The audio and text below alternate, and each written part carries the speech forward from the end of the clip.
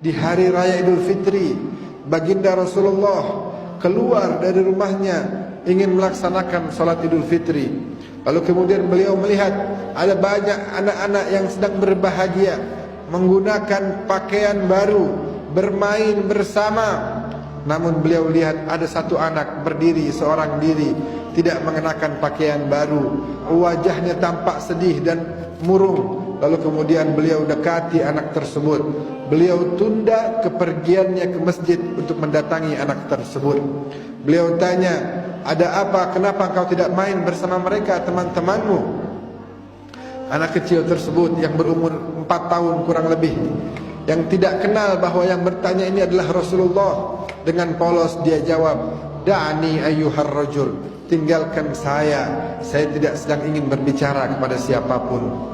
Lalu kemudian Rasulullah kembali mendekatinya, memberikan kasih sayangnya, mengelus kepalanya, dan kembali bertanya, "Ada apa gerangan? Cerita kepadaku, apa yang bisa aku bantu kepadamu?" Lalu kemudian si anak mengatakan, "Inna abi mata fi ihdal ghazawat ma'a Rasulillah." Bahwasanya ayahku telah wafat dalam satu peperangan bersama Rasulullah. Wa ummi tazawwajat bi ghairi abi, dan ibuku kemudian menikah lagi dengan orang lain. Fa akhadha dari wa akala mali, lalu ayah tiriku mengambil rumahku dan kemudian memakan harta-hartaku. Fasirtu kama tara, jadilah aku seperti engkau lihat. Lalu kemudian Rasulullah mengajak anak tersebut, "Ayo saya berikan kepadamu pakaian baru, saya berikan kepadamu makanan yang lezat pada hari yang mulia ini." Kemudian Rasulullah kembali ke rumahnya, berkata kepada putri tercintanya Siti Fatimah, "Berikan pakaian yang baik untuk anak ini, berikan makanan yang lezat untuk anak ini, makanlah dia dengan lahap." Lalu kemudian dia mengenakan pakaian yang baru, dan kemudian Rasulullah mengatakan, "Ama tarda an akuna laka aban?"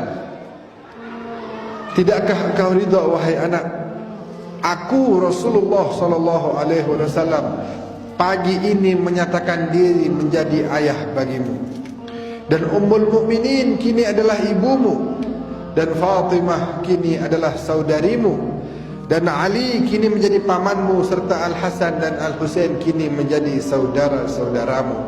Baru kemudian si anak itu sadar bahwa yang selama ini dari tadi berbicara kepadanya, memberikan makan, memberikan pakaian adalah baginda Nabi Muhammad sallallahu alaihi wasallam.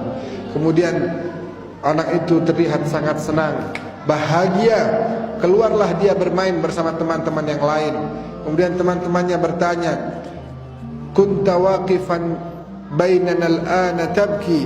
Belum lama ini kamu seorang diri menangis dalam keadaan sedih. Apa yang terjadi sekarang? Engkau senang, engkau bahagia? Kata si anak, "Kuntu ja'ian fasyabi'at." Tadi aku lapar dan kini aku telah kenyang. "Wa kuntu 'ariyan fakusit." Tadi aku tidak menggunakan pakaian baru, kini aku telah menggunakan pakaian baru. "Wa kuntu bi ghairi abin." Dan tadi beberapa saat yang lalu aku tidak punya ayah. Fa asbaha Rasulullah abi. Dan hari ini, pagi ini, Rasulullah telah menjadi ayahku. Ummul Mukminin telah menjadi ibuku.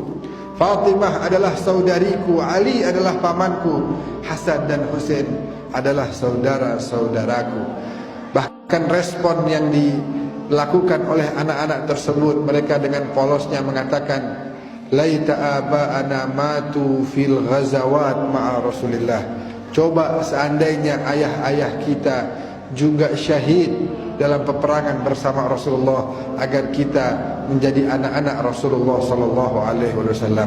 Pesan yang ingin saya sampaikan, baginda Nabi seorang manusia alladzi yahmilu hammal ummah, yang dalam dirinya terdapat begitu banyak tanggung jawab, masih menyisihkan waktunya memerhatikan anak kecil, menyisihkan waktunya memberikan perhatian kepada anak yatim. Maka malulah kita kalau kita mengatakan kita gak punya waktu, kita gak punya kesempatan.